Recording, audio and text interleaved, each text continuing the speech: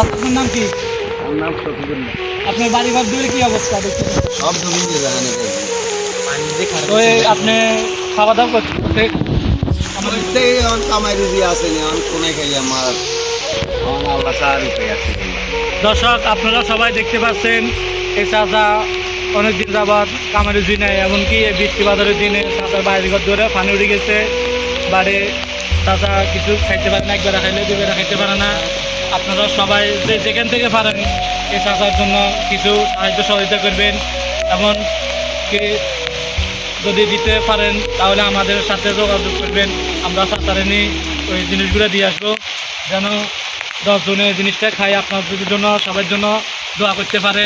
এমনকি এই দেখতে পাচ্ছেন বাড়ির উপর দূরে মানুষের পানি উঠে গেছে, এমনকি রাস্তা তো উঠে গেছে অর্ধেক, পায়ে আরেক কদ্দূর হইলে রাস্তা তো উড়ে যাবে।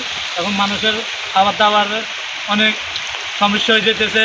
আমি সরকারের কাছে আমার একটাই অনুরোধ, সরকার যেন 8 নং সরকারিরা 6 নং ওয়ার্ডের জন্য কিছু মানুষের জন্য যেন খাদ্য সহযোগিতা করতে পারে, যেন মানুষের এই খাদ্যটা খাইয়ে যেন কিছুটা বেঁচে থাকতে পারে, এমনকি যেন 5 ওয়াক্ত নামাজ পড়ে আল্লাহ তাআলার কাছে দোয়া করতে পারে।